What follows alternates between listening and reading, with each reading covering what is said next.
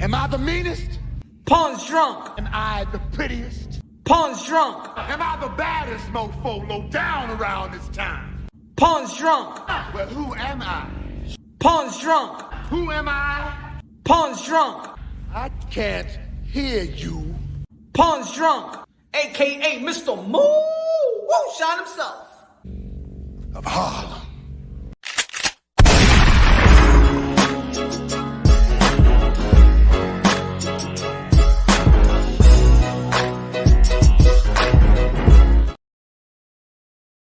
What up, what up, what up, what up? Y'all already know this is Pawn's Drunk Boxing, a.k.a. Mr. Moonshine himself, a.k.a. El Adobo, a.k.a. El Sazón, a.k.a. El Borracho. Dímelo, mi gente. First and foremost, God bless each and every one of y'all. God bless each and every one of y'all. Woo, what a 2023 year. What a 2023 year. A lot of drama in the ring, a lot of drama outside the ring. Great fights, great promotion, great events, great showing, great action. We got some great wins, got some upset wins, couple of robberies, couple of controversial, a lot of Twitter beef. Shout out to everybody, ladies and gentlemen, just in a short while we're going to have, Demetrius Andrade's team in the building. Demetrius Andrade's side.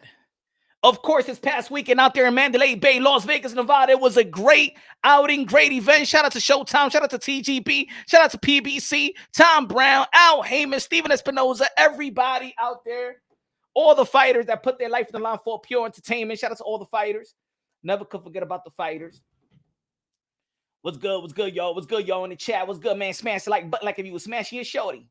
Smash the like button like if you was smashing your shorty. If you don't got no shorty to smash, at least smash the like button so you can tell your homeboys, hey, yo, man, yo, for real, man, I met this shorty. What's her name? The like button. Yeah, I was smashing that ish up. Smash something if you ain't smashing nothing tonight. All right? Smash something if you ain't smashing nothing tonight. Smash the like. What's good, y'all? David Benavidez ringing bells like crazy, like never before. I remember Jose Benavidez Sr. Shout out to Jose Benavidez Sr., father trainer of David Benavidez, the monster, the Ecuadorian monster, the Mexican monster, the Dominican monster, La Bandera Roja. He said that we ain't gonna gain nothing by beating Demetrius Andrade. That's what he said. And ladies and gentlemen, if you've been following since the beginning of the Demetrius Andrade versus David Benavidez, shout out to my brother Rapstar Boxing Knowledge, when Jose Benavidez was out there and I was like, yo, what about Demetrius Andrade? And we've been pumping that fight, until they started talking about it, until they had a term sheet on the table, contract on the table, both teams signed. We was talking about that fight for a year. We was trying to manifest that fight. So for the people out there that be like, hey, yo, man, your voice does matter. Keep calling for the fight. Y'all want to see David Benavidez versus Canelo Alvarez Cinco de Mayo? Keep calling for the fight. I don't want to hear nobody be like, yo, but you know what I'm saying? But Punch, you got to understand that Canelo Alvarez got 2 more fights in his contract, in the PBC contract. You know what? He could do whatever he want to do. He could go out there and fight Jaime Munguia and Cinco de Mayo, and then he'll go in September and fight David Benavidez. Ladies and gentlemen, if you're a Canelo Alvarez fan, and you're a David Benavidez fan, as a matter of fact, if you're a boxing fan, you want that fight as soon as possible. And if I was in the camp and I was in the ear of Canelo Alvarez, the 4th division world champion, super middleweight undisputed, King Nelo, a.k.a. Cartelo, a.k.a. Cash Nelo, a.k.a. Payday, a.k.a. get the fuck out of here, man. I tell Canelo Alvarez, hey, yo, mamá, mi amigo, no esperes mucho. Porque ese joven se está poniendo más buenos y más buenos. Peleas con ese joven ahora es mimito. Because he's getting into his prime. David Benavidez is just walking into his prime. If I was Canelo Alvarez, I can't afford for this giant, for this killer, for this monster to get better and better and better. Ya no está en la cocaína, ya. Ese no está comiendo Snicker bar with Twix y burritos and getting overblown fat. No. David Benavidez is he's motivated, inspired. He's more disciplined than ever. So if I were Canelo Alvarez, El Rey, El King, Saul, he better fight David Benavidez right now. Don't let that kid keep growing, keep getting better, keep getting more confident. Another training camp and stuff like that. Ladies and gentlemen, we got to give credit to David Benavidez.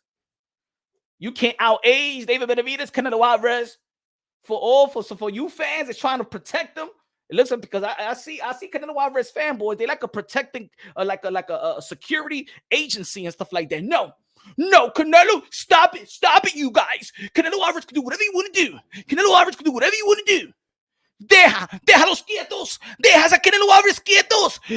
Why don't they do something? Why they don't do something? Why they don't fight somebody else? Why don't they fight each other? Deja la pendeja, mi hermano y mi hermana. That you can't outage David Benavidez.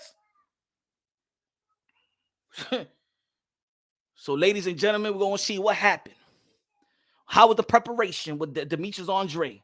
Finally, somebody gave him an opportunity, and David Benavidez, and shout out to David Benavidez for finally somebody found the cojones, the statistical fortitude, the mental fortitude to go into a training camp to sign the deal and give this man that has been avoided and dug by champions. I ain't talking about no damn Genovic. I ain't talking about no Zach Parker. I ain't talking about Sergey Derevchenko. I'm talking about the Canelo Alvarez and the Triple G. Yes, I'm talking about them. They ain't want to fight Demetrius Andrade. They ain't want to fight him.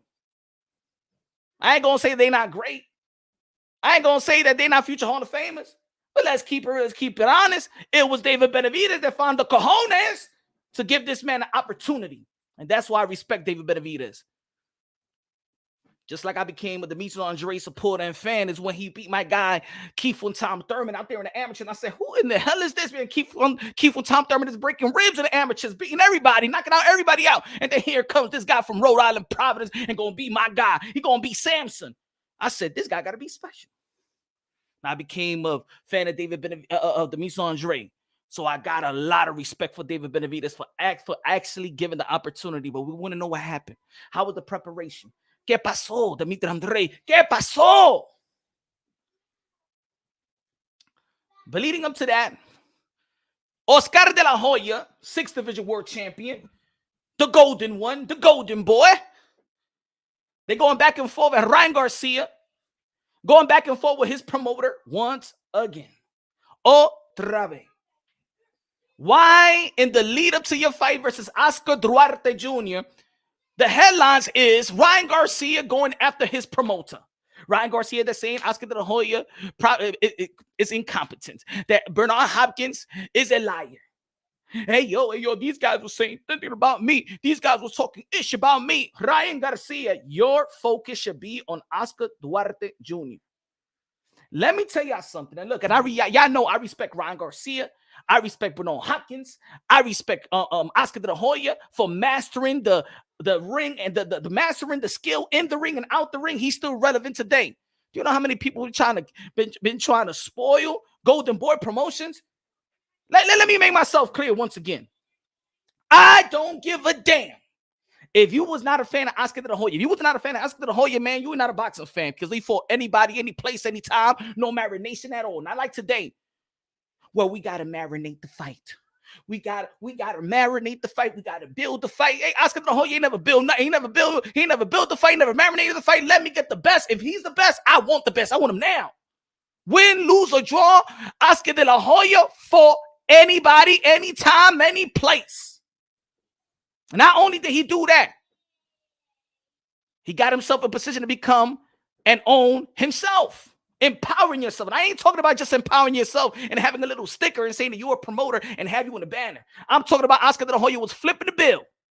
Yeah. Not like I see that. I see a lot of these fighters saying, oh, yo, it's such and such promotion. It's such and such promotion. Man down promotion. GTD promotion. This 10 promotion and this time promotion. Do you flip the mother effing bill? Do you get the arena? Do you get do you get the arena? Do you rent it out? Do you flip your own bill? No. Oscar De La Hoya did that. He mastered the game in and out the ring. But you know what I'm saying? But you know what I've been peeping. I've been peeping that a lot of these people been using Oscar De La Hoya. Yeah. Hey, yo, ladies and gentlemen, take their little Victoria's Secret garment out your mind. Yes, that was Oscar De La Hoya and stuff like that. Back in the days, when he was in a good time with the shorty, slipping that good cocaine, that puree, that Dominican cocaine. But it's all right. Everybody do their stuff. You know what I'm saying? A lot of people, I know some of y'all, was wearing your mama's stilettos, trying to dance for your mother. Mira, mami, mira bailando aquí. Hey, yo, why y'all be acting like you ain't wear your mama's stilettos and trying to make her laugh when you was growing up and stuff like that? You a man, you a little boy, putting little stilettos. Mira, mami, and trying to act like your mother. Mira, mami.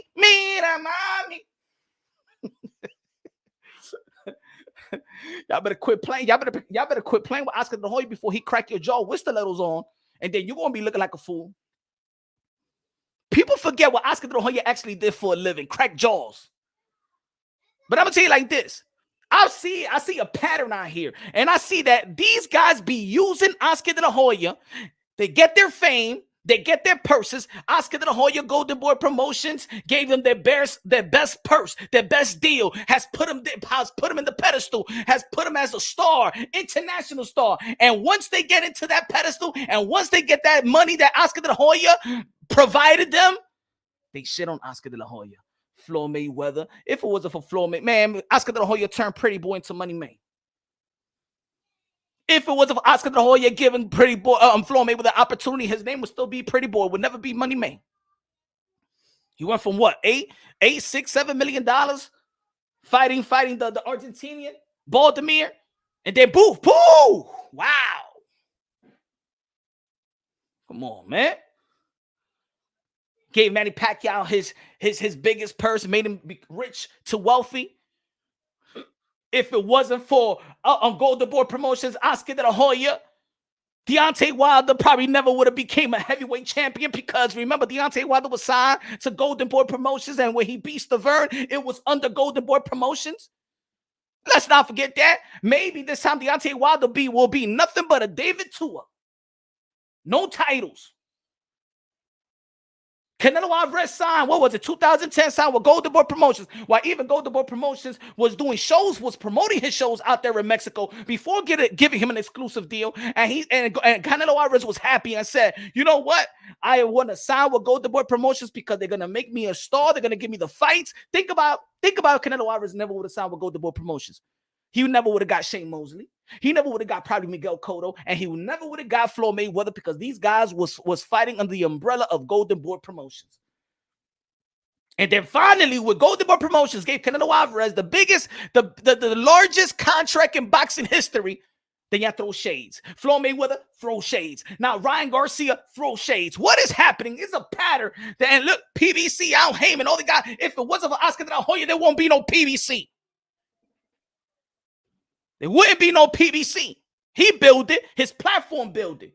Golden Boy Promotions, Oscar De La Hoya built Golden Boy Promotions with his bare hands. Don't give me this little Richard Schaefer stuff. Esos tigres son malagradecidos. I said it. I love all of them. I love Ryan Garcia, Canelo Alvarez, Pretty Boy Floyd, all of them. But y'all some ungrateful people. Every time y'all get the biggest purse, Ryan Garcia, you made $30 million fighting who? Tank Davis? Canelo Alvarez, you guys, Oscar De La Hoya secured the biggest contract in the sports history for you? Floyd Mayweather, he turned you from Pretty Boy to Money Man, and also made your father the richest trainer at the time. And you gonna tell me, after all of this, the same people always look like they trying to get away from Oscar De La Hoya, trying to throw fire in Oscar De La Hoya, gas and fire. What is it going on? Why every time y'all get what y'all get out of Oscar De La Hoya, then y'all want to talk shit about Oscar De La Hoya? I'm seeing a pattern here.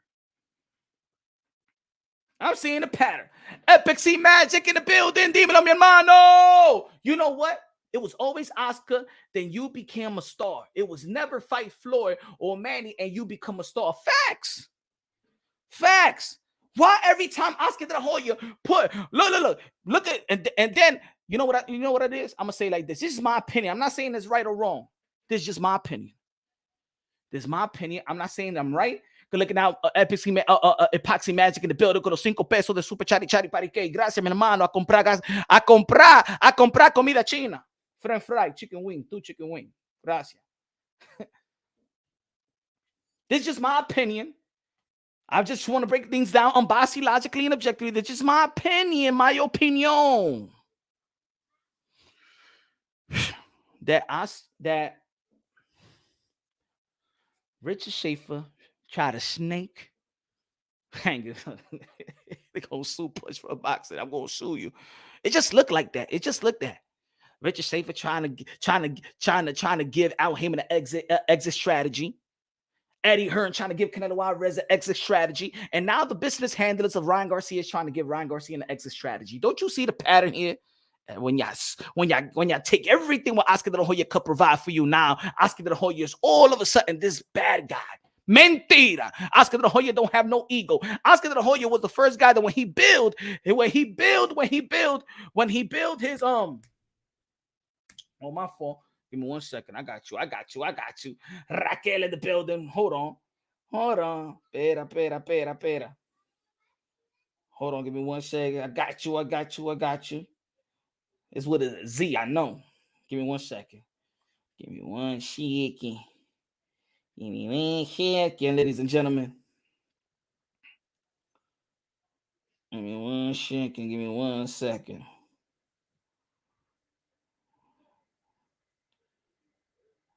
Give me 1 second.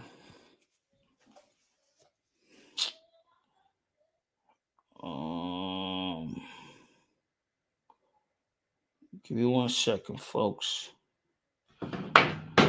CCI in the building. What's good, CCI?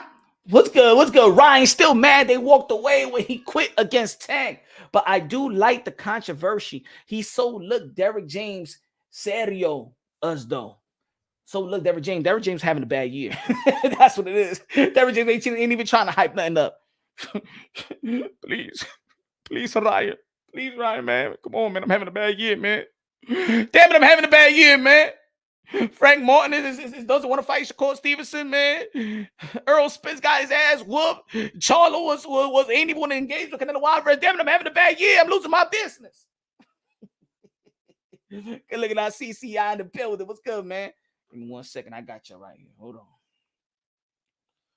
The thing I was trying to do this quick. Hold on.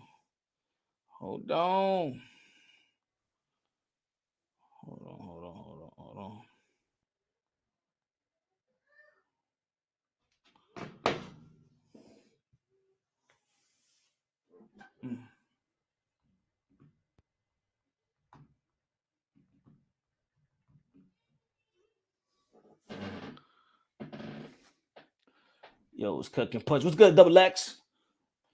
She matched the light. Let me see how many likes we got. Let me see the poll. Let me see the poll right quick. Who is in the wrong between Ryan Golden Boy promo? Both 44%, Ryan 18%, Golden Boy 38%. So y'all putting more on Golden Boy Promotions. Y'all putting more. Hold on. Give me 1 second. Give me 1 second.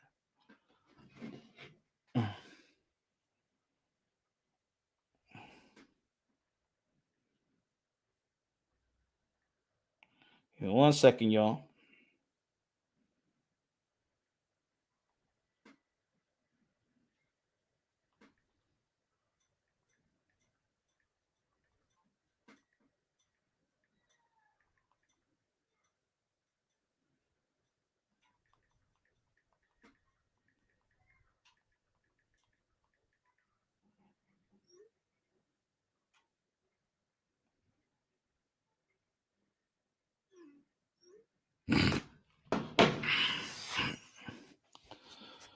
What's Cooking Punch? Derrick James said, if he's consistent, then it's all good. The only thing that I to be honest with Derrick James is a good trainer. But I think that, in my opinion, Ryan Garcia went to Derrick James because Derrick James was the trending trainer. And I said it when he did sign with him. I said, you don't got to run to the trending trainer, man, because to be honest, Derrick James' strategy, and if you hear him talk with Earl the True Spence and Jermell Charlo, to sit down on your punches.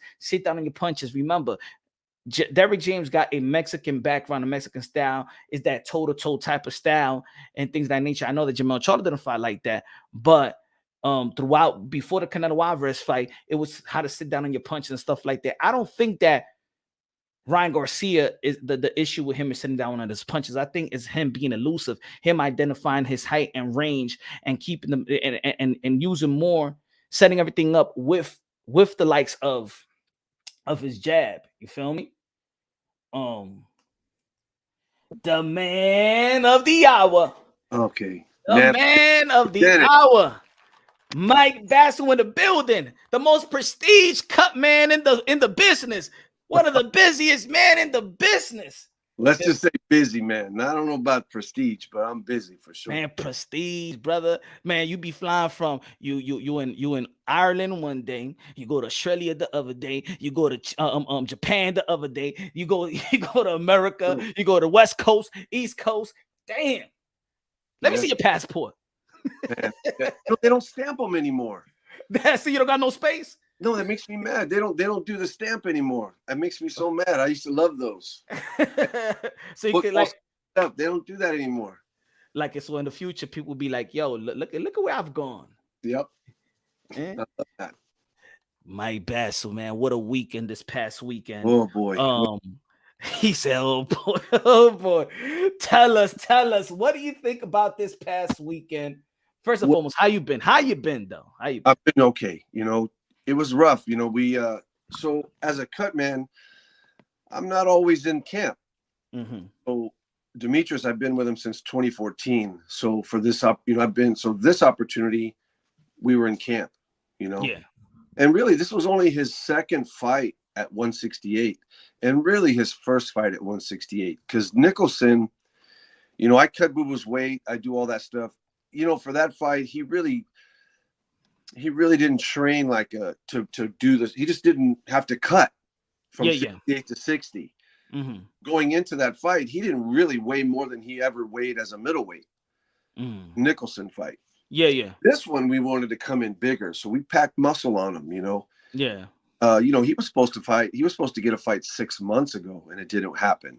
Yeah. So, he left Matchroom, and it's just the inactivity in his career has been the curse of his career. From 33 to 35, he only fought twice. Yeah. It's really rough on him, and but in a way, it's good because you're not taking that abuse. Yeah, you're preserving your body. Right, he's not fighting and taking the abuse, but in the other way, he wasn't. He's inactive, and for his style, that's a tough thing. But that being said, we were 100% prepared for David Benavidez, the Mexican monster. We were prepared for him. We were there to win. We were there to beat him. Let me shout out Beyond the Ring with Nonito and Raquel Donari in the building. Oh, they're in there too? Yes, sir. Shout out to the legend. Another one. I've been with them for years and years and years. Nonito was my first world champion that I got to work with. Oh, that's what's up, man.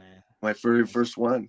And the thing is like going back, we were 100% prepared to come to win. And we prepared him. And, like I said, just David's everything they said he was. Facts. Strong, motivated, 26 years old. He's not, I wouldn't say he's in the prime of his career. He's entering, right?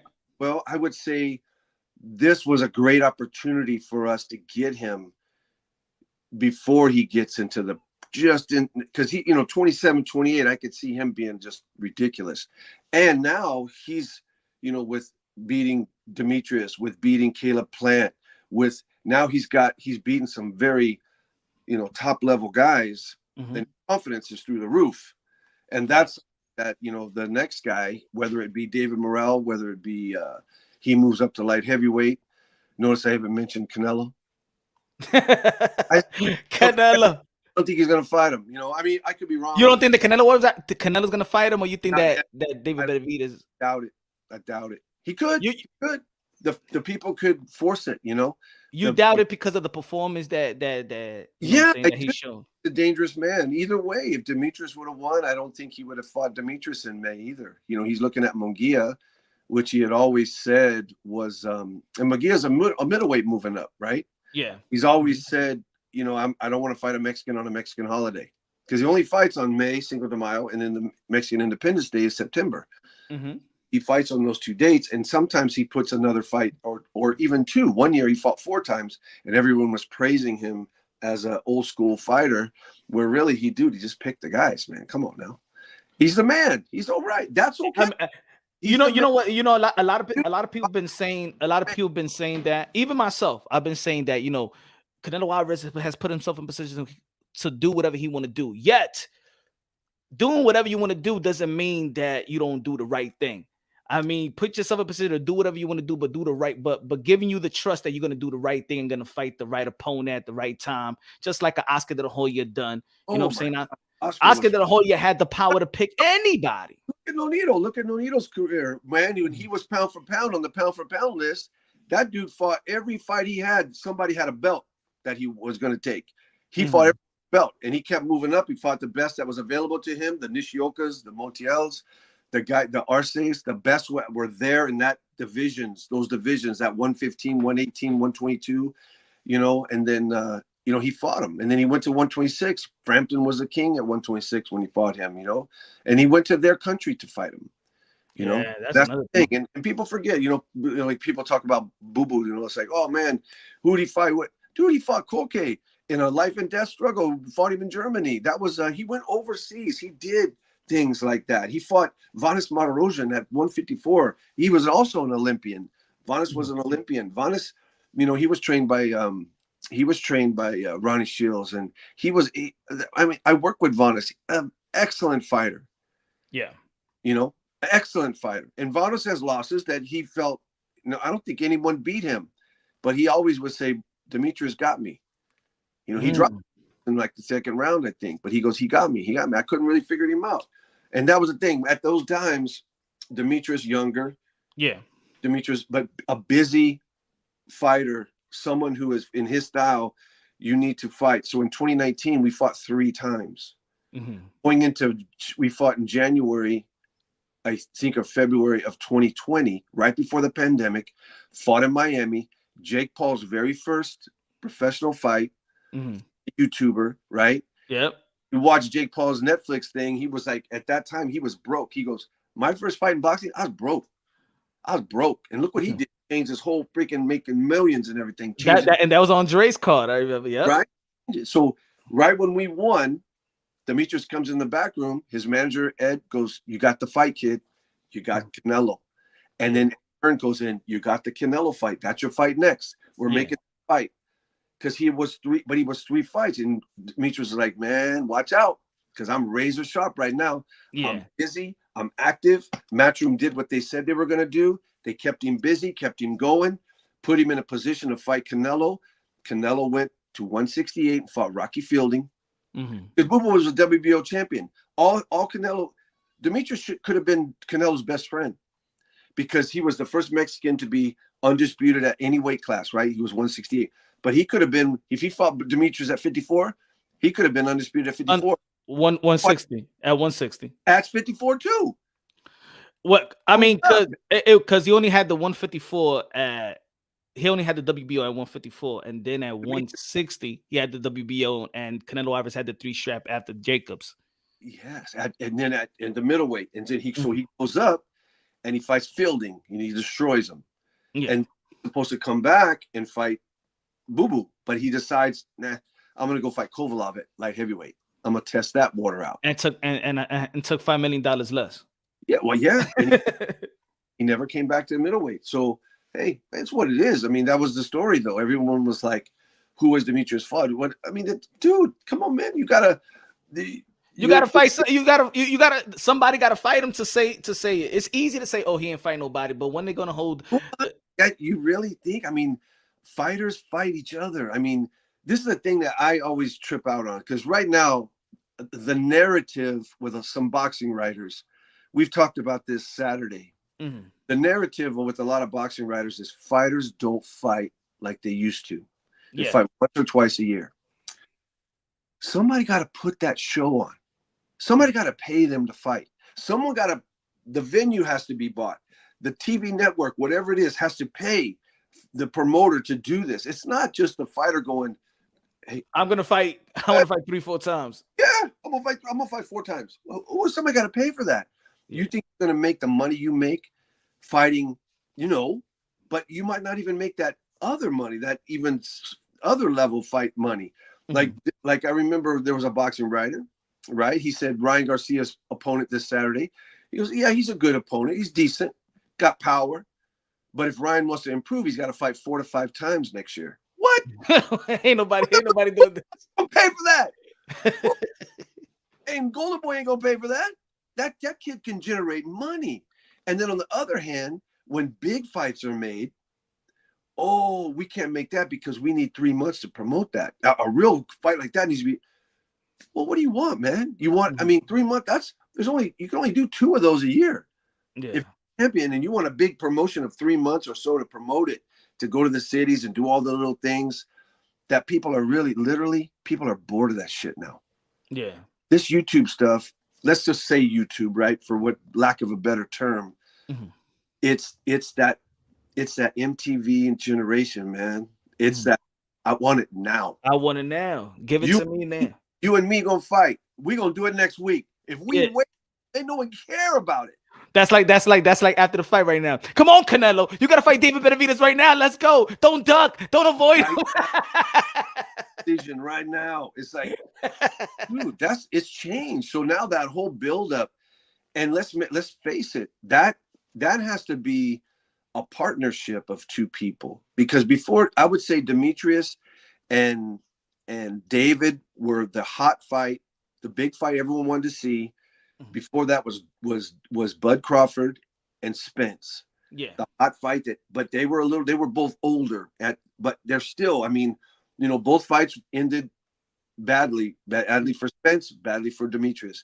But that doesn't mean that there's nothing wrong. I mean, people are calling that was a 50-50 fight in most people's eyes. Yeah, yeah.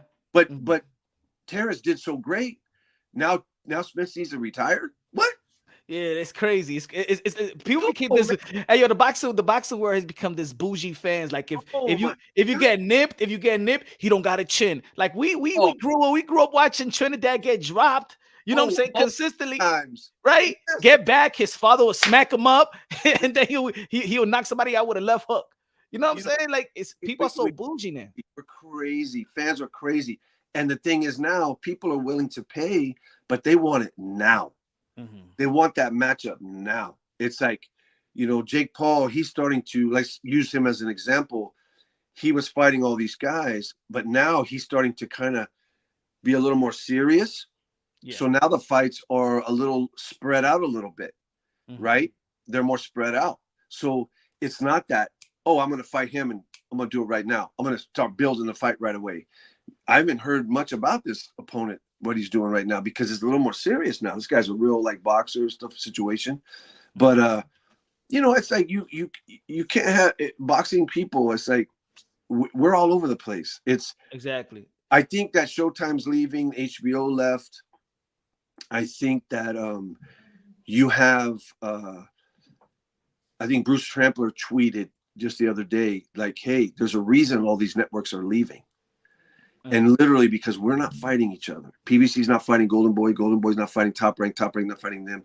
Top Rank had to give up. Like Top Rank, Matchroom had to let go of Devin Haney so Devin could fight Kambosos. But Top Rank signed him to make it happen because they had you know what I mean? So it's like, but now Devin's did his obligation with Top Rank. Now he's back with Matchroom. Right? So it's like they had to kind of like, I don't know what the term would be, but man, I mean, that could. It's almost like shaming somebody into a contract. You want them, so you got to sign to us. Yeah, you got to. But the guy, the fighter, it's like, or the promoter is like, you have to be willing to like almost like swallow your pride and be like, all right, well, he's gone, But at the time, remember Golden Boy, they lost Canelo, but that Canelo made them for a while. It was the beer they had that I think it was. And Canelo, that was power. Yeah. They could do a lot of things. Then they lost that. They're still in it because I think Oscar and everybody, Bernard and everyone wants to match. They want to fight PBC. They want to fight. Yeah. They're willing to do it, and that's. I mean, they got to get it together. They got to get it together before all the networks executives be like they want to be outside of the sport of boxing. They don't want to be into the sport of boxing. You know, so true. And I think what it is too is they're going to want us to pay more. So now Amazon Prime is going to pick PBC. You know, ESPN. You got ESPN Plus. You have to buy these apps. You have to pay for them. And on top of that, DAZN. It's not like where you can just buy DAZN and watch any fight. No, now it's DAZN and it's pay-per-view on DAZN. Right? So now better have matchups that people want to pay for. And these guys got to stop. I mean, my God, dude. Talk about putting the shows, competing shows on the same nights. Boxing people, right? Everyone has a group of fans. We all do. Why do they split these fans up? Now I'm going to go watch this one, or I'm going to go watch that one. And really, you're not even attentive. Say you have the split screen. I'm going to watch Katie Taylor Saturday on DAZN, and then I'm watching Boo Boo, right, on Showtime. So I'm watching all of these fights with Benavidez and Andrade, and I'm watching Katie Taylor. I mean, you really focused on anything? And then sometimes it's ESPN, then it's top ranked, show PBC card, and you're splitting your audience in half. You're not even. Come on, man. You know what I said the other day? I'm remember that one of the biggest fights, one of the most memorable fights was Hagler versus Hearns, and that was on a Monday primetime. Why? I don't think that boxing should just be pigeonholed to Saturday. Give this is America. America, we always up. I go to Madison Square Garden on a Monday or Tuesday, and is a sellout crowd. Yes. We have a different type of fan base that we watch anything on Monday. The NCAA tournament, the championship game is on a Monday. You know what I'm saying? We could see boxing fights on Monday. We could see it on a Tuesday. We could see it on a Thursday, Friday, or Saturday. I think that we need it'll be good if we have, for example, a Showtime card. Well, not Showtime. Let's say Paramount or Amazon Prime on a Friday. ESPN got a card on a Saturday. But we got to put. Remember, USA Boxing Network had Tuesday night fights. You remember that? Yeah. We had Tuesday night fights every week. It was amazing. And then you have, like ESPN with Top Rank, they're doing Thursday. They did an F1 weekend in Vegas. We did Thursday night fights on ESPN. And now we're doing another one on Super Bowl week. And Ringside, didn't they? Ringside had like a year ago on Thursday, NBC. And Showtime, Showbox was doing during the week fights or Friday. And then I think too, they're doing it, but it's like these guys are killing me with this like same shows, these big shows on the same night. It's like, why do you do that? Not only is it, look, we all work in boxing, right? So you have to. So for example, I had Katie Taylor. Yeah. My man Mike Rodriguez worked her fight in Ireland. Her rematch with Chantel. But I had that fight. They had locked me in for a long time. Now I'm only the cut man for Katie. Okay. Well, it's a very specific role. And she has a great team. She's had the same team for years. So I'm just and I'm a assist to that. And I'm not not really even an addition. I don't have nothing to do with her training. But for Demetrius, I had everything to do with him. Right? I was involved in his training for the camp. I do everything. So his big opportunity with Benavidez, I had to say, no to Katie. Same date, I was like, I had to tell Katie I can't. And they completely understood. Ross, Brian, Tomas, Katie, they all understood that. And they got Mike Rodriguez, man. I mean, that dude's my road dog, man. He's awesome, just like Stitch Duran. Me and Stitch have Stitch has gone, I'm not going there. I'm going to recommend you. Right? Cool. Yeah. Met Mike. They found Mike. But once I knew that Mike was their guy, I called Tomas with Katie's team. I said, man, you got a great one right there, man. Don't even worry about a thing. You guys are going to be set. And that's the whole thing. It's like, move it with the Cutman thing. It's a very specialized, right? Yeah. Well, I do everything for him. Hand wrap, weight cut, rehydration, strength and conditioning. Part of the whole thing. If you saw in the fight, I was in the middle of the fight. I was in the middle. Yeah. But that was just because we had his father and we had Andre Rozier. And instead of having them, that way one could be on each side and I could be in the middle, and Mike Veloz would just back up off the floor, which if my role wasn't as a cut man and stuff, I would have backed up off the floor. I have no issue with that. You know what I mean? We're all a team. So how do you feel about first? I wanted to ask you about what was the game plan for Demetrius Andrade and David Benavidez in preparation? I know it was him to get big, but what was the game plan for him? Dude, let's get this kid, because so the script was David's going to start slow, but he's going to finish fast. Demetrius is going to start fast, but he's going to fade out, right? This like the script, right? Mm-hmm. So let's start fast, but let's go to his body, and we're going to go to his body early, and we did. But he couldn't stop the train. We smacked him with combinations. We turned him. David's just a freaking monster. He's big. Demetrius told me after, he said, dude, I hit that dude with some good shots. Yeah. He told me the same thing. I said, yo, I hit him with man shots, and it's almost like Duke and Rocky. He said, man, you hit him with everything you got, but the man kept coming after you. That kind of man in our lives. That kind of man in our lives. We don't need that kind of man in our lives. Dude, I'm like that. I mean, great for David, I mean, but again, like even the hand up, Demetrius' left hand up when we got dropped. Yo, he punched through that. He's blocking it. That shit got around him. He was really hurt from that punch. Yeah. He thought he was in position to defend himself from it, right? He was though, and that's in the 6th round we fought back. It's just we did not like his look. He got the worst of it towards the end of the 6th round. We did not like his look coming back to the corner. We did not like his responses sitting there. Yeah.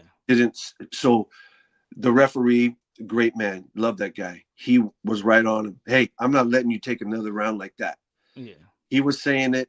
We didn't like what we were seeing. Mike Veloz, who's so close with him. Yeah.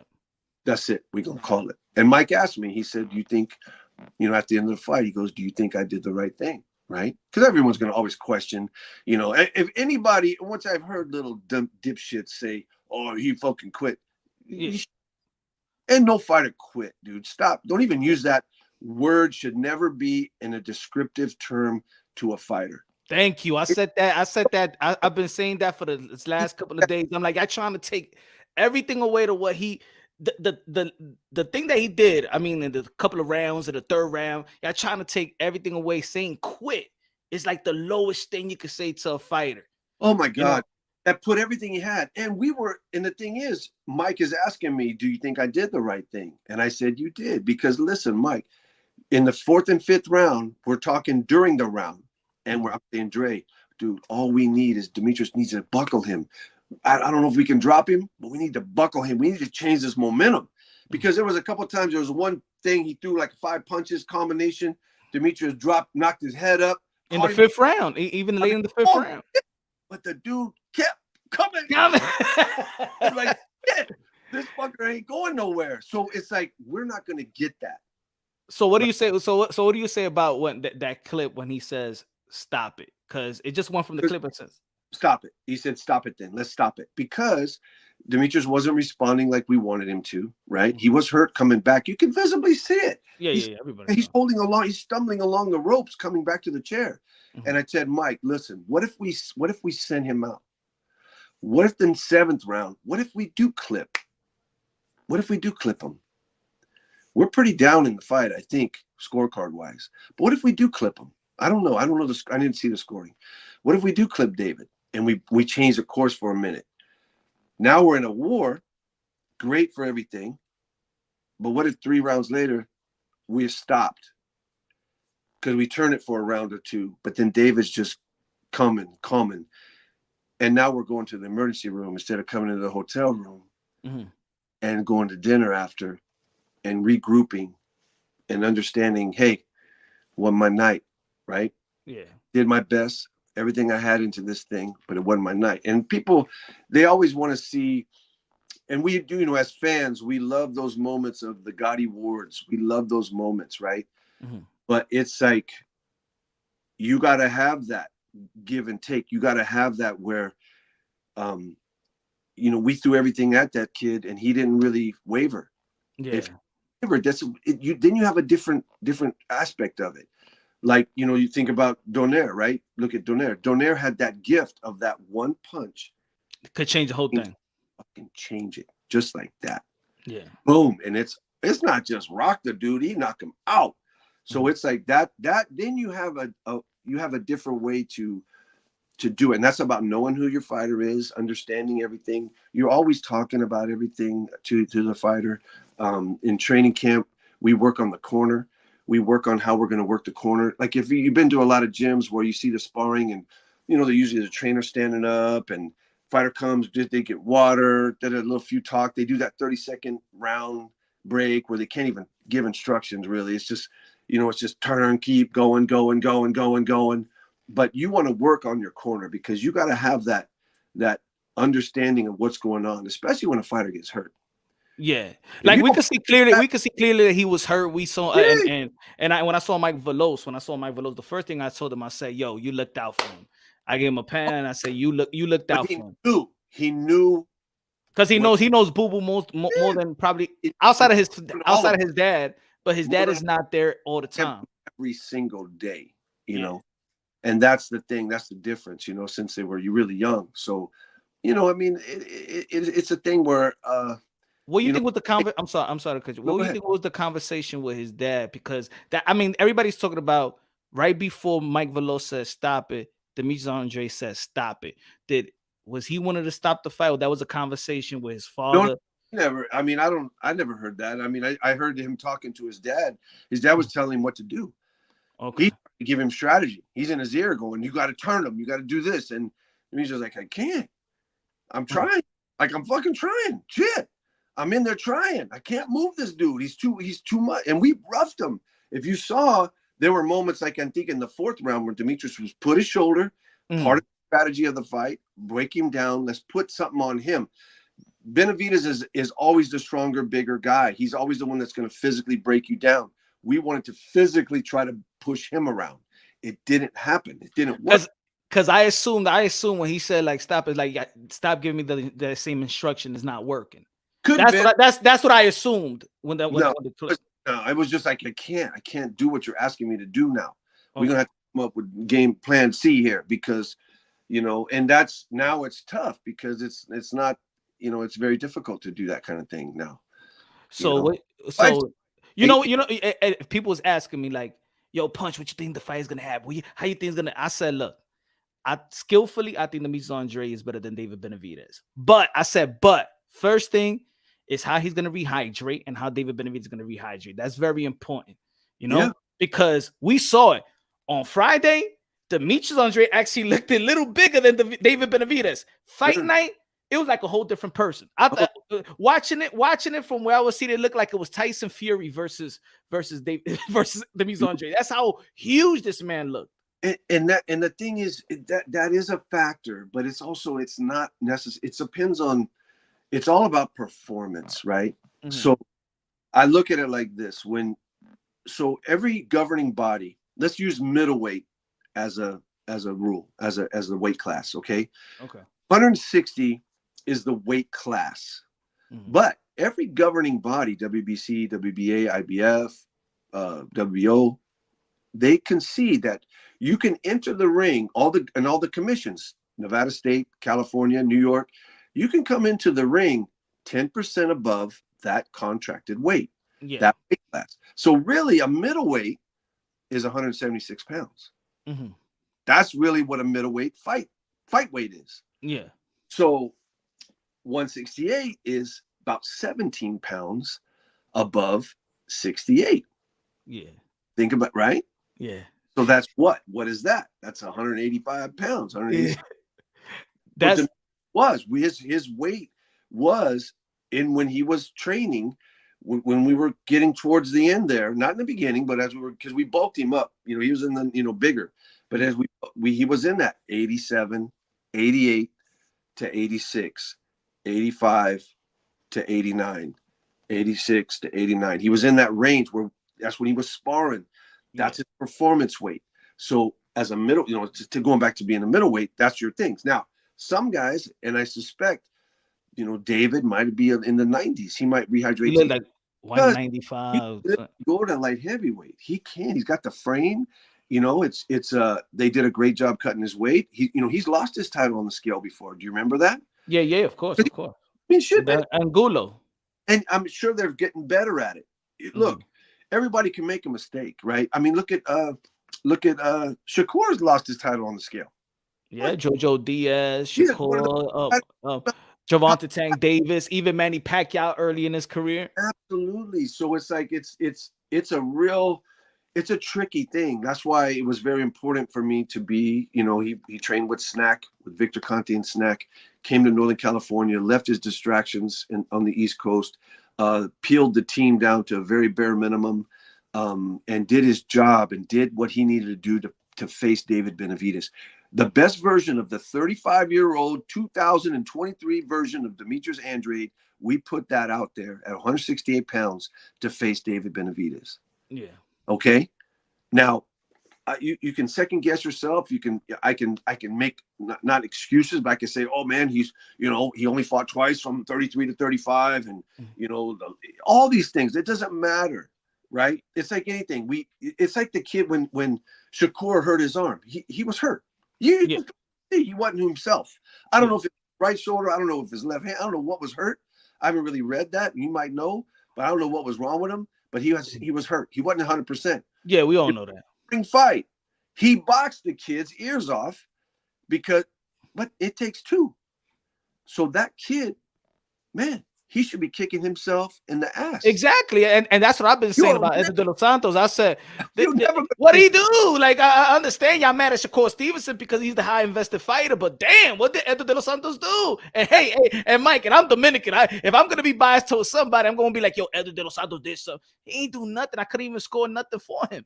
And it's too late to say, oh, I need a rematch. I won that. No, dude, that was a bet on the line. That was your moment. Your moment. That you can't take that. We went for it, right? We went for it. Like a lot of people were saying, Demetrius went out on his shield. He went out swinging. He fought him. We didn't stick and move and box. We went after him. Yeah, and that's another way that they changed it. He changed the narrative with his defeat. You know what I'm saying? Oh, people thought that he was going to be elusive, being in the outside and stuff like that. And that was the only thing when people was asking me, yo, what you think the outcome is going to be? I said, first, the rehydration. And I'm worried. The only thing I say I'm worried about Demetrius Andrade is packing in that weight, that muscle, because we all know that he just moved up this year. It's a valid point. And like I said, this is literally our very first 168. Yeah. It's our very first one. Really, Darnell. I mean, the Nicholson fight. He really rehydrated. Shit, man. He like 5 pounds. Big. What's going on? Oh, dude, he's like a middleweight right now. He didn't really come in at that. Yeah. Couldn't get. He just, it was his first time, and he didn't really properly try to increase his size. Yeah. Effectively, because it's one thing to put weight on. It's another thing to be perfect. Like remember the fight with Canelo and Charlo. I think Charlo said he weighed with Canelo. He weighed too light. Yeah. And I needed to weigh more. I mean, for me, no, dude. I think you needed to weigh less. Yeah. Because you didn't have shit on your stuff. Later, you did. A little bit later in the fight, you landed some better punches. But in the beginning, they were soft. They weren't really there. I think it's like it's not enough to just gain weight to gain weight. So to be the smaller man moving into that. Exactly. Robert Guerrero was a 122, 126, 130. All right. He didn't come up. I don't know if he came up 22. I don't know if he was 22, but he's 26, 30, 35, and he jumped to 47. That's when he fought Mayweather. He fought Broner. He fought all these Thurman, Garcia, Danny Garcia. Never heavy. Yeah. He didn't even cut weight. So if you talk to Robert, shit, he's like, man, I'm about 150 pounds walking in that ring. Where these guys were probably 160. It's almost like Manny Pacquiao. But he gave that up. He gave that knowing that, hey, I'm going to make money at this weight class. And I can't fight at 160. I'm not going to be able to perform at 160. There's no point to me doing that. And he did strength work. He did try to pack on a little bit more.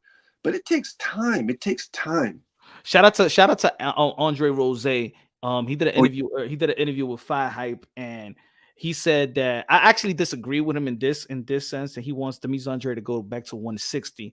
But I'm saying is Demetrius Andrade fought the biggest 168. Now he's an enigma. Ain't nobody like David Benavidez. I believe that 168 Demetrius Andrade versus Jamal Charlo is is a good fight plan. Either. He's coming up. I mean, he obviously didn't make the weight, but he needed to go to 168. But it was a long time off, 2 years off. But that's a great fight too. Two guys that have both been middleweights, both been 54s, 60s, moving up. Yeah, that's a great fight. There's there's some killers out there. Like I've heard David Morrell, right? But that's another one. Punches like a Tommy Hearns. He could be like a Tommy Hearns out there. He got height. Yeah. Got that one punch killer punch that we've seen so far. Hasn't really fought an elite level of fighter, right? But him and David could be a great fight. Now that you see the outcome of the fight, what I know people don't like to say regrets and stuff like that, but of course you want to go back to the drawing board and fix some things. What would you now seeing it? What you think what would y'all have done different in preparation, and what would y'all say in the game plan would have been different, or it's just that David he's just better? No, I would say, I mean, in preparation, like I said, Demetrius was supposed to have a fight 6 months ago. If we would have got another fight after the Nicholson fight, that would have been golden, because David was, again, he's an active, young, confident fighter, and we are an older, inactive and moving up. So that's number one. If we could have got us another fight at 68 to prepare, knowing that we're going to prepare for fucking Canelo bullshit, but we're preparing for David Benavidez, right? So let's get that. That would have been key. That would have been a key factor. And then I don't think a longer camp would have been the answer at all. I don't think better sparring. I think he had really good sparring. As an older fighter, you don't need to go to war with guys out there. You know what I mean? You need to work on your sharpness, your tools. And, I just don't, to me, I think we did a lot of good things. I mean, yeah, maybe a couple of things here and there, obviously no camp, and I don't care who it is. Or styles make fights. It's just that styles make fights. I mean, age groups different, but that all being said, too, no camp is ever like, you want to say 8 weeks. Some people say 8 weeks is too long. 10 weeks is too long. It should be a 5-6 week camp. But whatever you have, let's say it's 8 weeks. You start off, then you rise, then you peak, and then you taper. And your taper makes you 100% on fight night. It is very rarely that. You might start out, you could have if you're actively coming off a fight, which would have been the ideal situation, with a bit of rest, and then you actively come back in the gym and you start, that's ideally, because then you're still sharp, right? Yeah.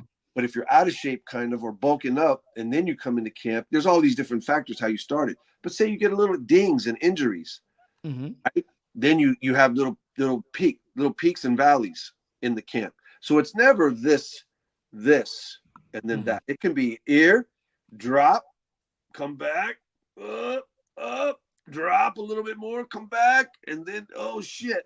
And in the peak week, the fight week, hey, you got time zone changes. You got, depending on the magnitude of the fight itself, you have interviews. Obligations. They took him and David. We're leaving Northern California. I think David came from. Exactly. What was that all about? Press conference on Cali, and they're coming back to it. That was a wasted fucking day. Excuse my French. That was a wasted day. On Tuesday, they took him to LA, and then they flew. They were in airports all day. They did their little press conference at the LA Live or whatever it was, and then they went to Vegas. That was a wasted day in fight week. That's stupid. That shows you. No one gives a shit about that. No one cares about that face-off shit. No one fucking cares. Get that shit done in a studio somewhere. Don't worry about all that crap, right? That whole thing, that shows that you don't give a shit really about the product that you have. If you're going to say the fighters are the product, because you really need to be very careful on the taper week. I remember when Chris Algieri fought Manny Pacquiao, and he went to Macau. He fought him in Macau. I remember Chris was telling me, he goes, man, they ran me all over the place. I had obligations every day and drives. They had to drive him, or he'd get on a boat, a ferry from Macau to Hong Kong. He goes, I show up, and I'm thinking, man, he's going to be there. He ain't there. Wow. Hey, same thing. We got to take you here. He's going. His first big mega fight. Thinking, here we go. Okay, I'm going to see Manny now. He ain't there. They ran his ass off. Manny Pacquiao's in his freaking hotel room resting. He ain't stupid.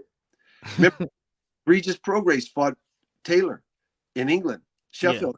Fought him in Sheffield. You see Regis, his very first big fight, right?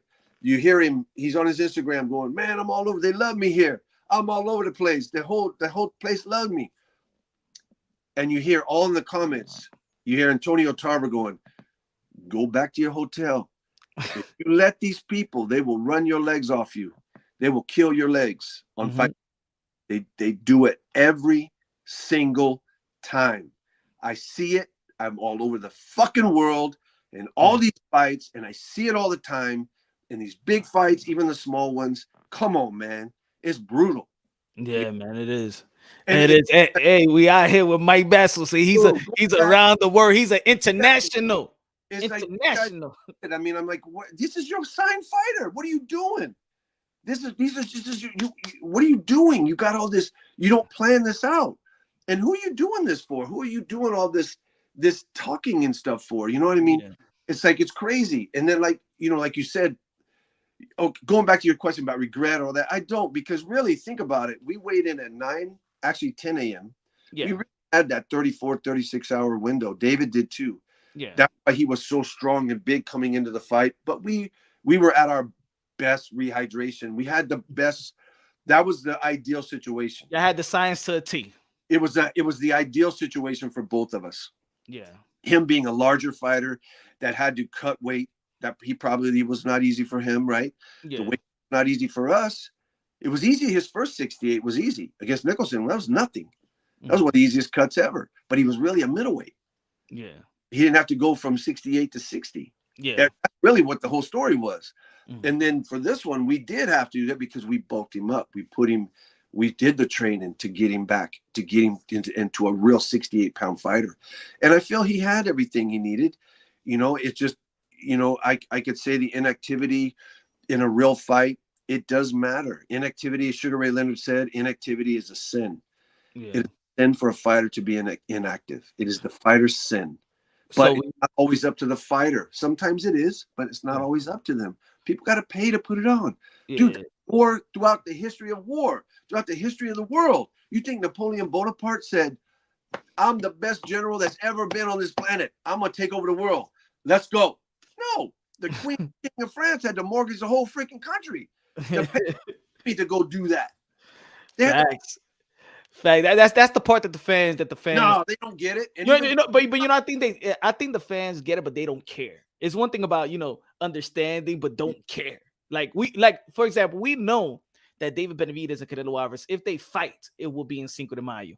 But right now, we're shaming Canelo Alvarez right now. hey, you better not duck him. You better not do this. Now we spoke about the preparation. We talk about the fight, the outcome of the fight. What you think is next for Boo Boo? What we talked about. I haven't spoken to him on the phone or anything, but what we talked about was coming back. He's going to come out to the gym. Let's try to get active. Let's try to get another fight. I don't want to fight him now. Shit, right? We ain't gonna have no problems now. Yeah, exactly. The people should just want to fight him right now. Charlo Plan, Munguia, Edgar Berlanga. Let's go, baby. Let's go. All on. Bring them all on. You know what I'm saying? Because this is the thing. You reached. You had a big mountain ahead of us, and we stumbled on that, climbing up that mountain. But there's still a lot of good fights out there. Boo Boo's still, like I said, we were prepared. It'd be one thing if I could sit here and tell you, he just didn't have what he didn't have. He had bad moments in camp. He wasn't 100%. I can't tell you any of those things because none of that's true, right? The only thing really that you could even go in hindsight is the fact that he he hasn't been fighting a lot, and that's not his fault. His fights fall out like crazy, you know. And then the one fight with Parker, we were supposed to test it out at 68. Boo Boo got hurt. He was hurt. What are you gonna do? He got injured. And then and That- then the politics of the sport of boxing came Oh into my play God. with the first he was about to get 1.4, and then he's 183K. What the hell was that? Whatever That was pull- politics at its best. Oh my But God. because it's Boo Boo, it's swept under the rug. What pisses me off too, because you can pull out. If you pull out as a fighter, now you're blacklisted a little bit. They don't like it. Yeah. But a promotion can say, "Oh, we're going to fight on November. We're going to fight the fights on November 25th. Oh, you know what? We're going to move it. You know, 3 weeks until we get there. Everything's in place. All the sparring, all the tapering, all the peaking is all going. Hey guys, we're going to move it now. We're going to go to December 16th. What? Yeah, it's just better date for us. Well, what about us? Exactly. We already started. Now we got to pull back. So they don't care. They do that all the time. And also when they're not all fighters get camp fee, so you gotta invest on your own sparring, the gym, the nutritionists, and things of that nature. It's devastating. And not only that, people talk about this like the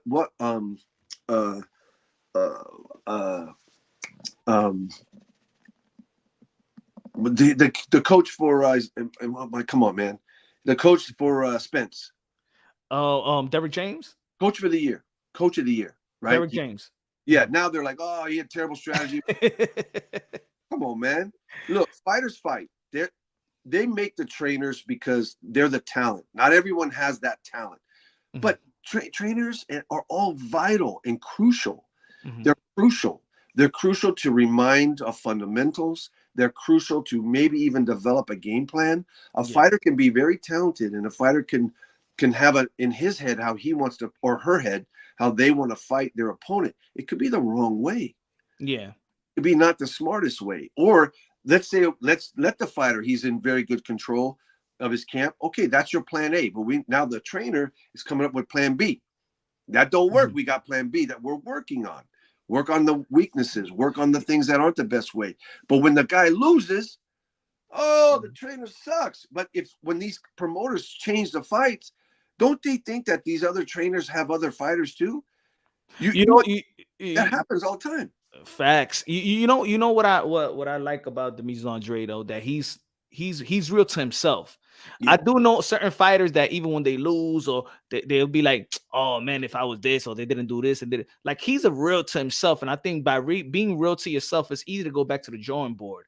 Like right away, he's like, yo, I hit him with all the punches. I was in great shape. The camp was great. I had him with all these punches, but he just kept on coming. And they ain't gonna be no other David Benavidez. So I don't think I'm gonna have problems with I'm not gonna have the same problems that I had with David Benavidez. So like he's a realist. So I do believe that, and he's like, that he wants to be active, and I believe he's gonna be active. And I think that a lot of people that's probably trying to say like, oh, just because David Benavidez beat him, that means that Canelo would have beat him or this person would have beat him. It's not the case. It's not the case. That triangle theory is not the case. I do believe you put Demetrius Andrade with Jamal Charlo or Caleb Plant, or even if Jamel Charlo wants to be in a catchweight 165, 166. I think that would be great. That would be great for Demetrius Andrade. I agree with it. I like all those matchups. I'm a fan of Caleb as well. I think fan of the Charlos. I think they've proven themselves. I mean, you can't. Come on, man. Nobody can. How can you hate on those guys? That was weird seeing Jamal Charlo and Demetrius Andrade. That's gone down between them and stuff. But you know what that thing is? At the end of the day, there's emotions and stuff. I mean, I was there when all that went down. Demetrius trying to make things happen for himself, right? Yeah. He comes to the press conference. He's trying to make shit happen. He comes to the Canelo press conference. Get the fuck out of here, man, babe. Yeah, man. It's like, man. I mean, geez, okay, but just relax a little bit. I mean, you're trying to make. You're a fighter that's not getting the help you need from your promoter, and you're trying to make things happen on your own, right? Guys, like, let's sell the fight. Let's start talking stuff to each other. Let's make the fight happen. Let's promote it. But that's really, what I was tight, bro. That's what I was tight because when okay, cool, it was Canelo Alvarez night, but Demetrius Andrade is a fighter as well. He's not just not coming to a show and not ask for the fight, but then as a promoter, it's your job. For me, in my opinion, it was Eddie Hearn's job to put his Don King hat on and say, "Yeah, Canelo, what about Demetrius Andrade right there?" Instead of just letting that slip away. It's too hard. I mean, he's got, that's why he has Joshua, right? I mean, he's all in with him. He's all in with Canelo, or he was, and now he doesn't have him. But when he had him, he's all in with these guys. It's because they're the guys. They're your guy. So you don't piss them off, right? Don't. You got to give them their, like Canelo said, it's my moment. It's my night. Out of here. It's my night, right? But at the end of the day, you can talk some smack a little bit, and you can say, what's the point? What's the problem? When you say, like, I remember when Jamal, when they were going at it, when Demetrius came, Demetrius was all good until Jamal said, "I don't know who you are," and then I saw his back neck. I saw the black man's back of his neck. Like, you know me. Remember, he went after him with that. You know me. And it was like, oh my God. And I remember Nazim Richardson sitting next to me going, oh, yeah. And then Jamel sits down next to us, and Demetrius going, oh, you want some of this too? I mean, we were all ready for like, it's going down right now because Jamel's going to do something. He's more the hot-headed one. Yeah. Jamal on the stage, he's on the, he's not really going to probably do anything. But it was like, it got real tense, real super quick, right? It gets tense with them, man. People don't know. It gets tense with the Charles and Andre. Dude, but Canelo, when he said something to Demetrius's father, that's what set Demetrius off in that. Everything was cool. Probably would have left. Probably would have walked out. But Demetrius or Canelo said some shit to his dad, and that pissed Paul off. Yeah. And then Paul, he went after him. I'm not a big proponent of, like, I'll tell you this. When we were at the fight for this one, I wrapped Demetrius' hands. Jose wrapped his son's hands. We talked before. I said, I'm going to wrap Demetrius. He goes, I'm going to wrap Jose. I don't need to watch you guys. I know who you are. And I go, dude, if you don't want to watch it, we don't care to watch, right? Yeah. And the Nevada State Athletic Commission, these guys are top. Yeah, they're good. And I've been in locker room. The Nevada is they top of the line. And so people might say, "Oh, no, you need to get in there. You need to watch. They're gonna do something." No, they're not. They're not gonna do anything. Commission ain't gonna let them. But the thing is, really, look, we're both wearing. They'll follow you when you go to the bathroom. They look at your penis and you take. Oh, they look at everything, right? They look at your shit. They look at your shit. Room. I don't know what David's dressing room looked like, but our room was little, man. It was like there was nowhere to go, and we things going right. And these are guys of my. I know these guys. I work with them for years. I do every step of the way. I'm showing them every step of the way. You ask anybody that I've rapped over the years, world champion, don't matter. I'm every step. I know what they expect from me. I know what we're looking for, right? Both of us were rivals, all that, but I know that there's going to always be somebody that says, oh, man, you should do this, and that. I'm not the guy that's going to go, like you say, if I witnessed Jose rapping David Benavidez, I am not that guy that's going to try to get into the head of that fighter during that. I am not that guy. To me, that is the most chicken shit thing you can do. If you need to do that shit at that point, that means you ain't ready. You ain't ready. And you should have done that shit. You should have talked shit way before this day, because that's a sacred moment, man. I'm wrapping the fighter's hand. We're getting ready, right? Yep. And that's like, you're just there as that is just a courtesy to the other camp to be able to watch the rapping. You don't need to get to it. And there's trainers that do it. Let me ask you about, never get in my head. I'll tell you that right now. Never going to get in my head. You can do whatever the hell you want to do, but you'll never break me. What was the toughest cut or the toughest, that you needed to handle in what round, what fighter and what moment? What was your toughest? Like, yo, I have to cope. I mean, Sergey Deremenchenko was a very difficult. He cut a lot. He had really fragile scar tissue. I'll tell you, there's cuts that we kept them in the fight and they won. There's fights that Yeah, that's what I'm trying to say. Like, what was the cut that if it wasn't for your expertise, because not all cut man comes the same. Triple G, Sergey against Triple G, because that one was a nasty one. So this is the thing though. It's not necessarily, and this is me talking. It's not necessarily me.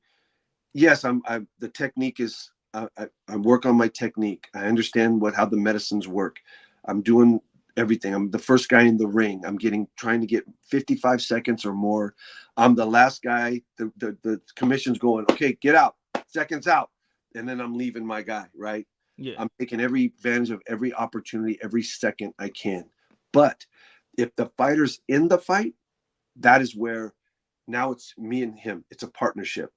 And I'll tell the fighter all the time, hey, he'll go, man, you thank you for everything. You saved me. No, we work together. You're in the fight. I'm not going to let you go down from this because you're in that fight. Now, I have to talk during the rounds. I talk with the doctors. Yeah. Right. They didn't like the old school days when you see Angelo Dundee and the doctors looking at, get the fuck away from my fight. It ain't like that in this shit no more, man. You can't do that. You start harassing doctors, they will cut that fight in a heartbeat, especially in New York. New York, there's 2 doctors in every corner. And they go, and we were in New York for that Sergey fight, right? Yeah. I remember I was there. That's Sergey Derevchenko and Triple G. Mm-hmm. There's 2. So they always err to the doctor that says, nah. One doctor might go, hey, Mike, Bazzell's got it, man. And the guy goes, I don't know, that's a pretty bad one. He goes, okay, we'll stop it. They'll do it that way. Wow. They don't argue. Because that they've been through a lot, been through some severe lawsuits, and there's a lot. It's a dangerous sport. Now, if the fighter's in it, and we're all in it, and you can keep them in the fight, and you understand how to apply the techniques, swelling is direct pressure, a nice metal, cold, direct pressure. If you saw, I'm on usually with my fighters. If you watch me, I'm icing or touching from the first round.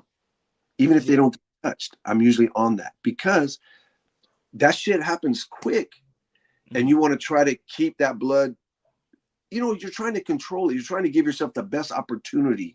Now, the old school way, and you see a lot of old fights, and they're doing this. Yeah, with iron, yeah. So what are you doing with that? You ain't moving it nowhere. You can move a knot. You can move like a knot. Like if a guy hit, like you ever see like a big bump or knot coming, you can push that out, rub that out. But an actual swelling, blood pooling, that goes very quickly. When you're doing this, you're just making it just the same or worse. And I've shown guys, I've shown inspectors, I've shown other cornermen, when I've added that direct pressure on something that's starting to swell, when you go and you remove it, they go, wow, that really went down. Yeah. Now you're in a fight. They're getting hit again. It's going to swell back up. You're trying to control it so it doesn't close all the way. So they have that opportunity to continue. They can see, they can perform, and they are performing. Now, when a fighter's not, I've had fights where there's cuts now. That fight went bad. Now the nose is bleeding. Now there's a cut here and another cut. Now this one's cut and it's bigger. Now this one's gotten bigger. Now this eye's starting to shut. But my guy's getting beat up. He's not performing. All in 1 minute, you got to decide which one. And you got to prioritize different things, right? I like it when a guy's cut under the cheek, like when I had Joet Gonzalez when he fought Navarrete. Okay. He had a bad cut. And I think there was some commentators that were like, oh, I don't understand what he's doing. He's like, blah, blah, blah. But he had a cut here. I wanted that cut to bleed. I pushed it, because it reduced the swelling. Okay. Right? If I stop the cut right away, then the swelling, the blood all stays in there. I want it to bleed a little bit. So I'm not going to apply the swab right out the gate. I want it to bleed a little bit. Then I'll add a little before he goes out. But it was swelling. It was tough. And you got a fighter like Navarrete who knows how to twist, turn, and make that damage even worse. That was that. It was like with the Benavidez. You seen that when he connected on this over right, that triple G type of right hand. I'm like, when I saw that, and the thing, you know what it is, and Demetrius Andrade took that punch. That's when he buckled. Like, I think to me, that punch right there was worse than even the knockdown, in my opinion. Yeah, because the knockdown, he saw it, it didn't hurt him. but sometimes those punches that stay, that you don't really take you down. There's a lot to it, man. That punch right there, like the whole crowd saw, because he's so tall, and it came from here. When he connected that, I was like, oh, that yo. I said, oh, I felt that one. Like, oh my God, damn. You know, and then you want to ice like the back of the head because there's so many nerves. That's why they don't like people hitting behind the head. Not necessarily the neck, because you don't want to really stiffen the neck up a little bit. You'll see a lot of times. I work with a lot of different guys that I've never worked with before. They ice the back of the neck. That's a common thing, right? Mm-hmm. The reason that's so common too is that's kind of like a sparring thing. Sparring, that you generally wear headgear. You can't really put an ice bag on the back of a headgear. Okay. So they put on the back of the neck because they're in sparring. They pour water on the head because it's open here and it's hot as shit in that mask. Mm-hmm. So they pour water here. So in the fight, when you got the TV lights and the heat of the ring, they're sitting there and they're fighting. They start getting that sensation of their face getting hot. Pour water on my head. That's why I like to kind of put ice on the face to kind of retreat that blood from the face a little bit, and then put ice on the back of the head in the nerve area here, not necessarily the neck. If they do put on the neck, that's cool. But you see sometimes I'm rubbing the back of the neck. I'll give good strokes like this before they go out to the ring if I can. Now, let me ask you this also, because, a lot of people who always say, certain fighters, when they don't perform under the brightest lights, they'll be like, oh, that particular fighter wasn't ready for the brightest lights. But I also noticed not only the fighter, but maybe there's a trainer not ready for the brightest lights. Sure. He don't give the type of instructions because he never been in that championship, that type of atmosphere. You in the corner, have you seen trainers like freeze? Of course.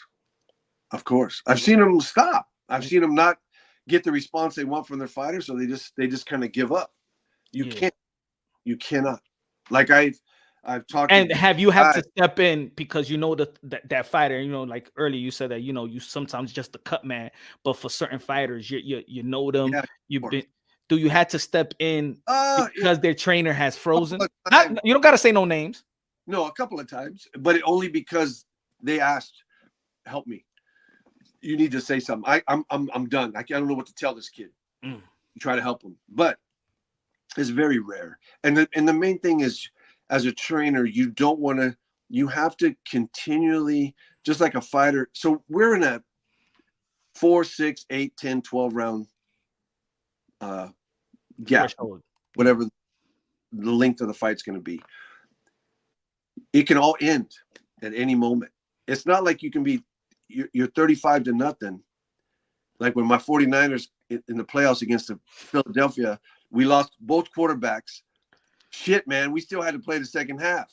We still got to go all 4 quarters. We ain't winning. We done. But we got to play that. We still got to play it out, right? It's not like other sports, right? You can get that shit can be beat down and ended really fast. Yeah. And you can stop it. If it's the referee can stop it, a doctor can stop it, we as a corner can stop it, the opponent can knock you out and stop it. It can be over with. So the thing is, when you as a coach, you cannot give up.